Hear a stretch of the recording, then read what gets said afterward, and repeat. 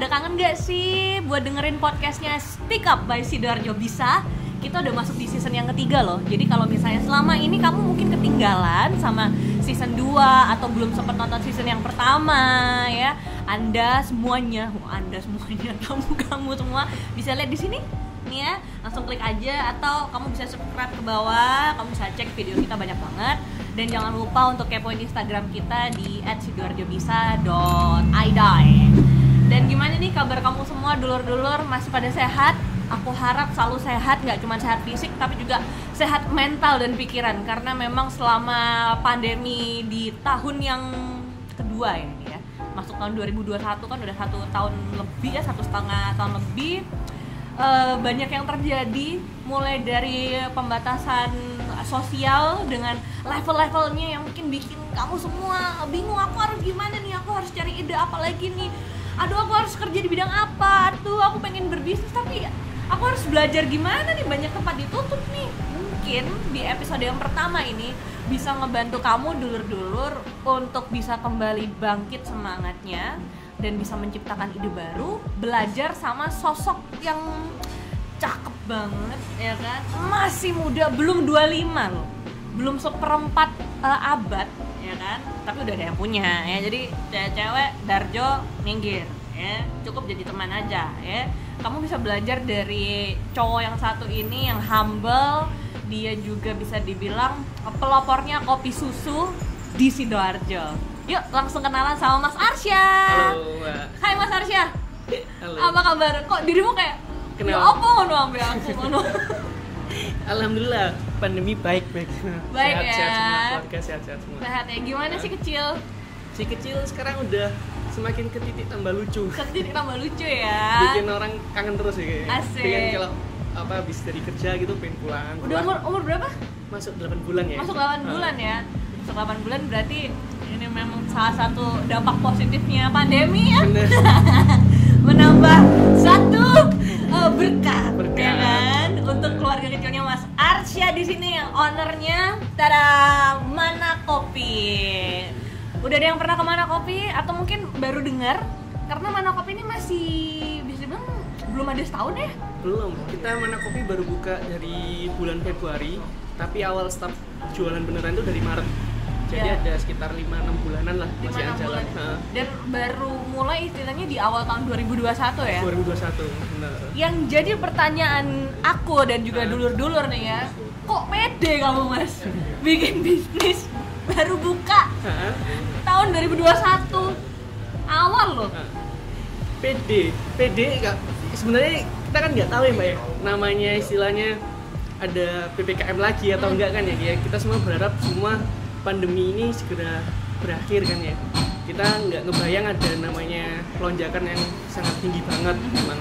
Cuman kita kemarin bikin konsep Mana Kopi ini, bikin coffee shop yang lebih nyantai, lebih nyaman gitu. Terus kita juga segmentasikan untuk orang-orang yang pekerja lepas. Terus habis itu istilahnya orang-orang yang WFH, pada saat itu kan banyak tuh WFH. Biar mereka nggak bosen ngerjain di rumah, ngerjainnya sambil ngopi biar semakin produktif gitu ya. Asik. Jadi buat yang freelancer.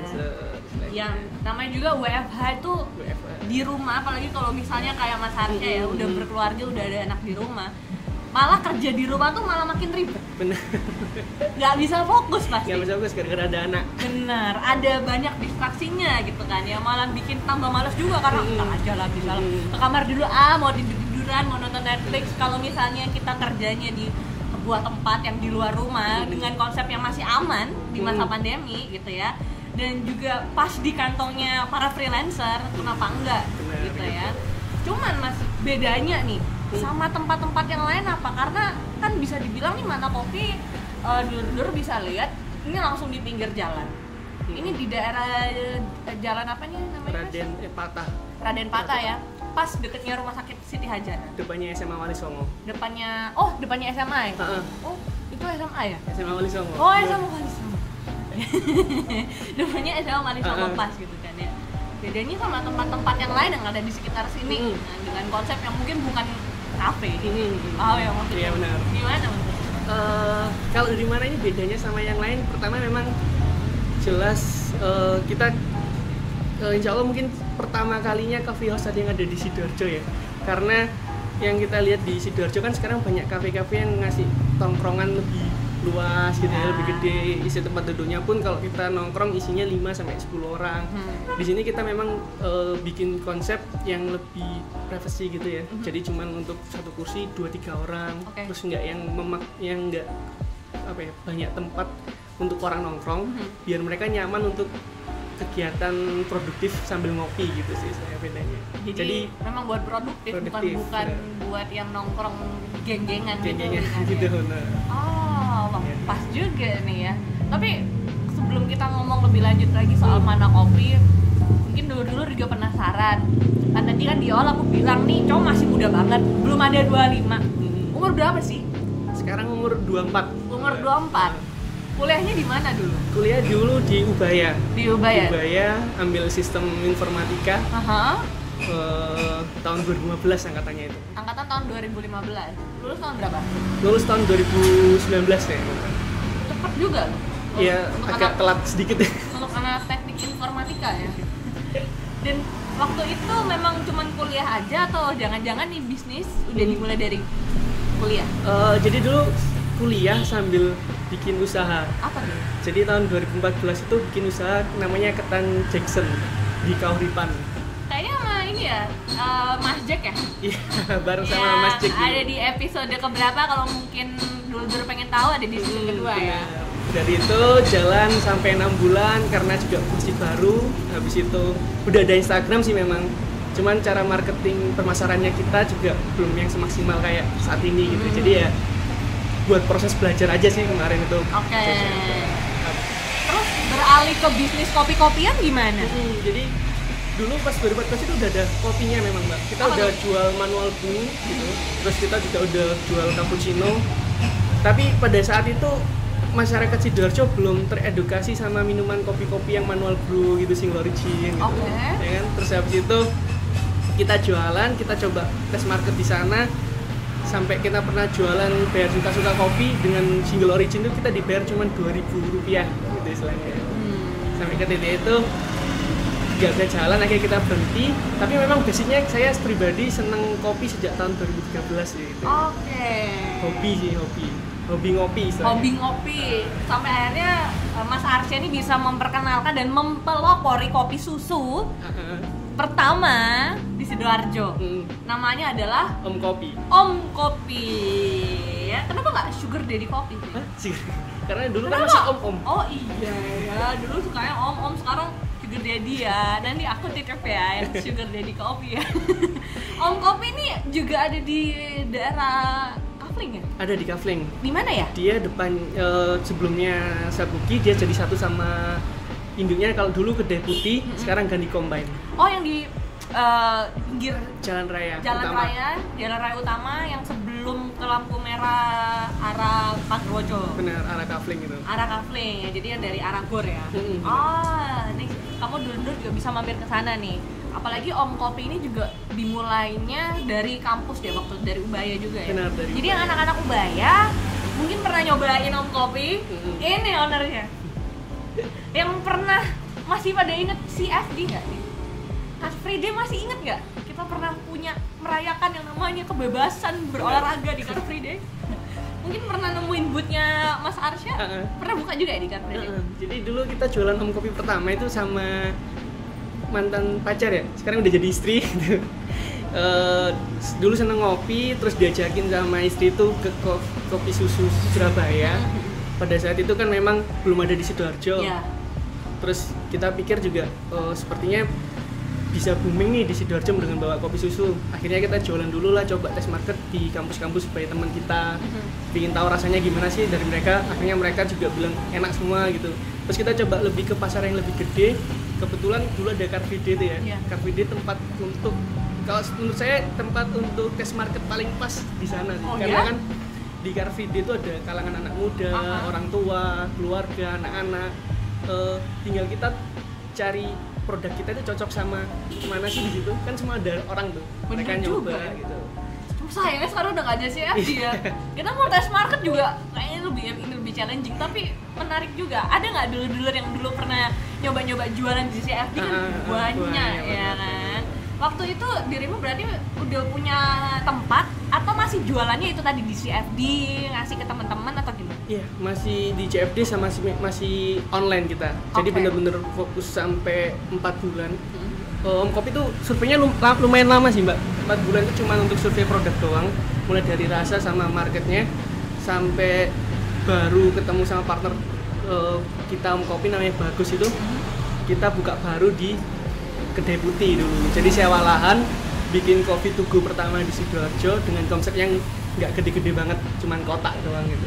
Jadi memang dulur-dulur kalau kamu mau memulai bisnis, nggak semua tuh langsung punya tempat. Bener. Ya kan? Bisa dimulai dari kecil. Kadang itu kan pengennya aku harus ada tempat, harus orang-orang bisa nongkrong.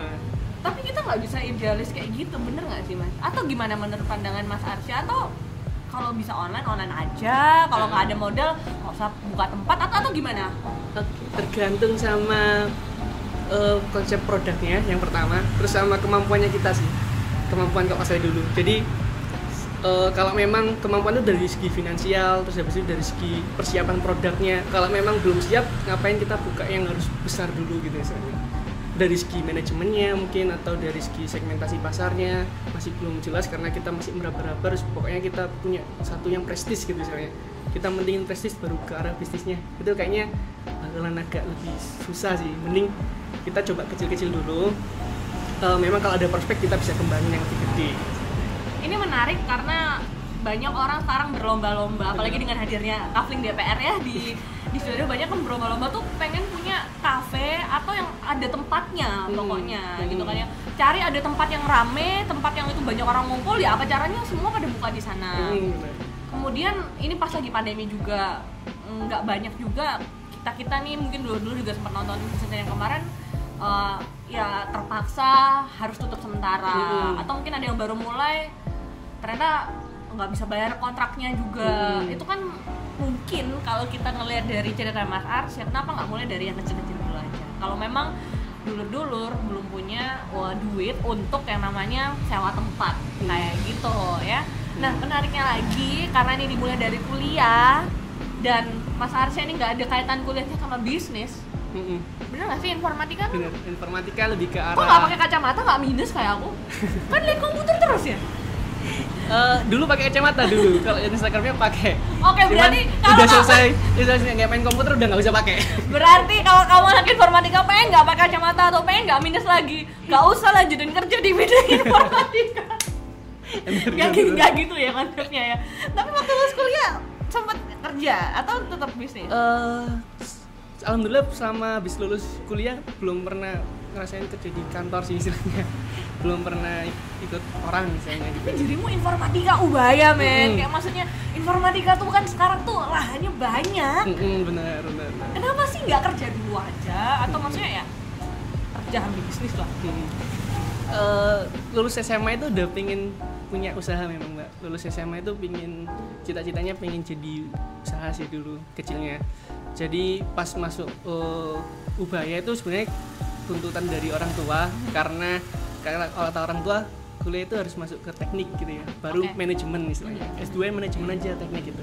Di situ saya coba akalin cari jurusan yang ada tekniknya tapi dia nggak lepas dari manajemennya. Ketemulah sistem informasi itu karena di situ dibagi dua sama mereka. Sistem informasi emang ada bisnis untuk manajemen? Ada. Dia banyak pelajaran kayak sistem informasi akuntansi.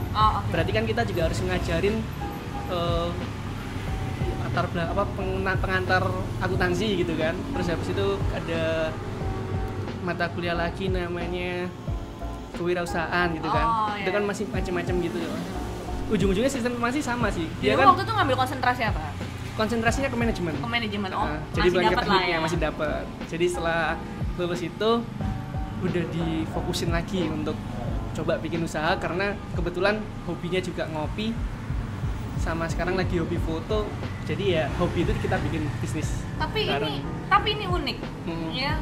Ada mungkin dulur-dulur yang baru lulus angkatan pandemi, entah yang tahun lalu wisuda, atau yang tahun ini wisuda gitu kan ya. mau kerja kan memang susah. Benar. Sekarang ya cari pekerjaan. Kecuali ada yang ikut pembukaan CPNS. Kemarin gitu kan ya. Entah lulus atau nggak lulus ya kita nggak tahu. Dan dirimu berani untuk ngikutin hobi, passion, bisnis di usia muda ya, tanpa ada pengalaman kerja di kantor, cuman bisnis doang. Kok yakin? Kedua, apa nggak takut? Yakin karena balik itu udah didiskusin juga sih bareng istri karena gitu Pak ya. Memang kita kalau ngomongin bisnis kan pendapatannya nggak pasti gitu ya, nggak pasti, maksudnya bisa hari ini dapat gede, besok dapat enggak gitu ya. Yang penting kita kalau udah mulai masuk ke bisnis, berani manajemen keuangan juga untuk pribadinya kita, selain manajemen keuangan bisnisnya, produk itu sendiri atau brand itu sendiri kan ya. Karena kita harus persiapkan diri kita ketika 2 bulan 3 bulan bisnis itu nggak jalan, kita masih bisa aman gitu istilahnya. Jadi memang manajemen untuk keuangan pribadinya harus benar-benar diatur. Itu kenapa kita harus bisa yakin gitu. Kalau kita nggak bisa ngatur manajemen keuangan kita sendiri, kayaknya itu yang bikin gak yakin ketika orang mau langkah nggak ya gitu.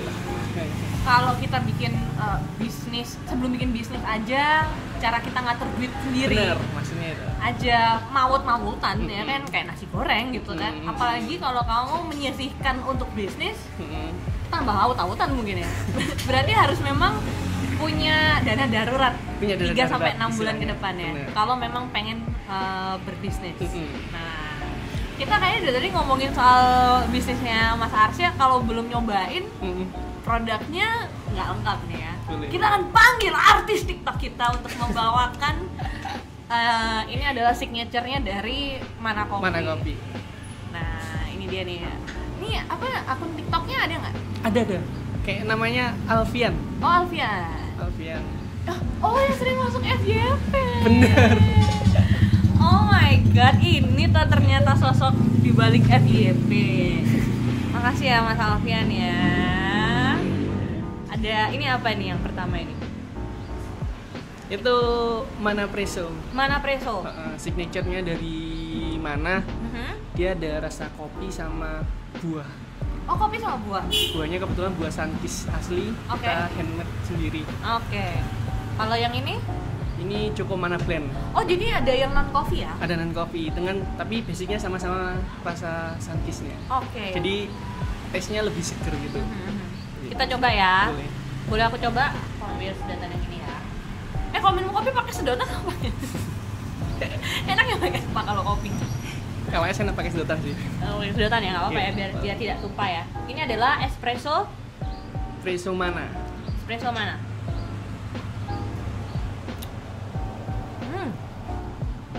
Nggak terlalu kecut, kopinya masih kerasa. Ini pas kalau yang freelancer WFH kan tidak mengenal jam ya. Bener. Pasti butuh kopi.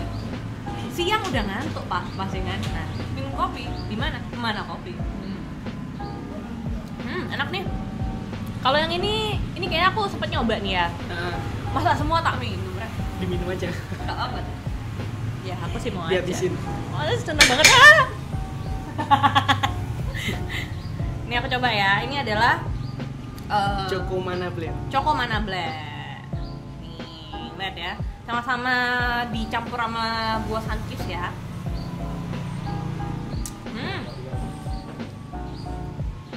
Ini manis coklatnya masih kerasa, ada sedikit kecut gitu. Jadi, wah ini enak banget sih.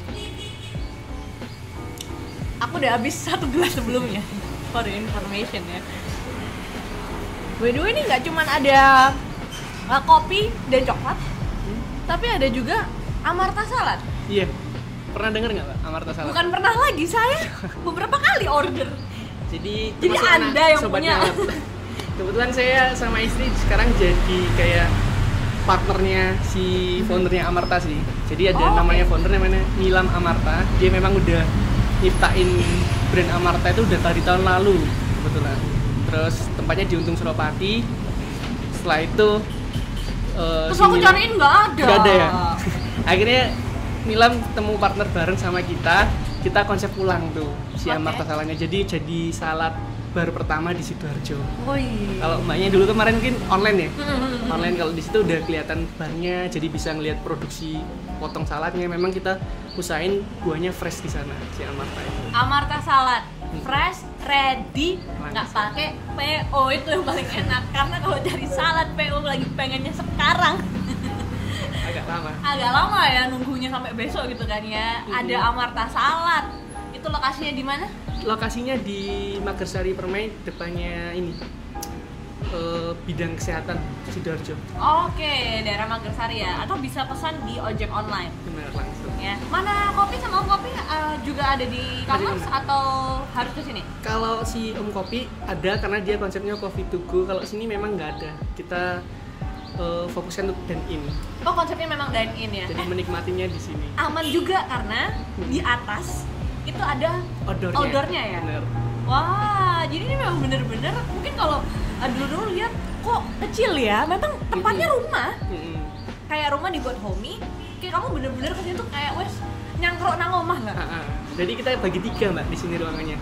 Ruangan tengah itu memang kita fokuskan untuk orang yang pengen cari ketenangan, nyaman, produktif biar lebih menyelesaikan pekerjaannya gitu ya. Terus kalau yang kita tongkrongin ini memang kita konsep kayak teras. Oke. Jadi dibikin kayak santai, banyak tanamannya. Ketika kalian capek ngerjain, bosen, kalian keluar bentar ngerokok sambil ngeliat tanaman, sekali lagi bisa balik lagi.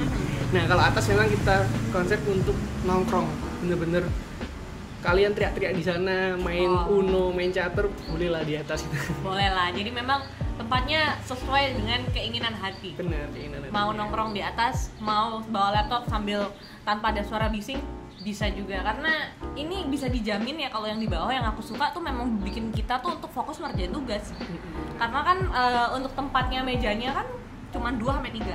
Misalnya kita lagi mau kerja kelompok berdua, ya kalau udah lama kata gebetan kan ya, kamu butuh tempat yang berdua aja, makanya ajak aja kemana kopi kan, fokus saling melihat laptop dan mata.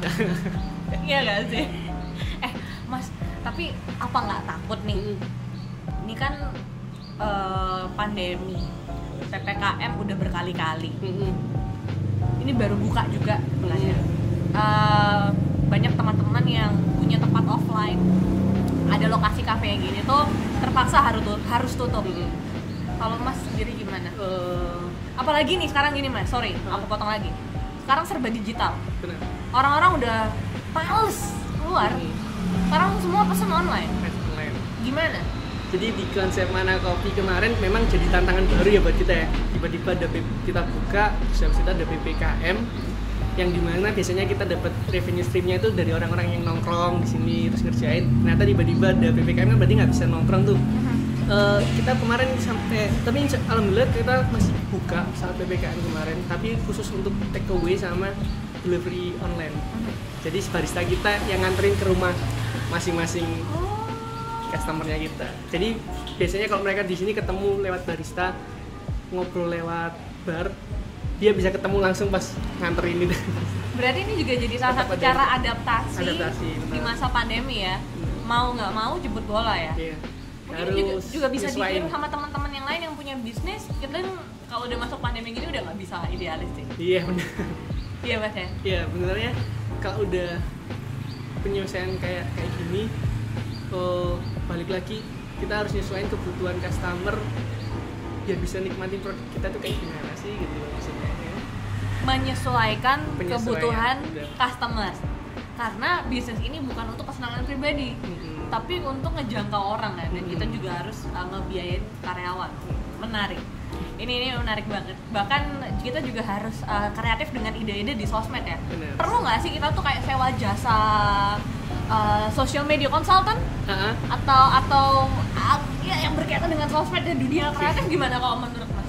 Untuk saat ini kayaknya memang kita harus perlu banget untuk adanya agensi untuk bisa berkembang ya. Oh Karena ya, agensi tuh. Karena kan kalau kita bikin usaha gitu ya Mbak ya, buat maksudnya jangan pusing-pusing ngurusin konten. Sekarang udah banyak agensi kreatif yang ada di Sidoarjo. Ya salah satunya ada Mana Kreatif. Asik. Jadi Mana Kopi juga punya agensi ya. Agensi namanya Mana Kreatif. Di sana dia ngebantu bisnis kalian untuk membuat engagement sosial media itu lebih lebih bagus lagi. Terus habis itu cara penyampaian promosi atau produk itu dalam bentuk visual Instagramnya. Tapi kan orang mikirnya kalau pakai agensi hal. Iya, memang ada harganya Mbak. Cuman kan kalau kita pakai bisa nggak nih disesuaikan sama yang masih baru-baru? Bisa, karena memang si Mana Kreatif lebih ke arah UMKM ya. Kita ngebantu UMKM. Kayak kemarin pas pandemi kita juga lagi ada open free foto produk untuk UMKM yang ada di Sidoarjo. Jadi mereka tinggal kirim aja produknya di sini, kita fotoin, nanti kita kasih hasil fotonya ke mereka. Ada studio foto di sini? Ada di belakang. Oh, di belakang.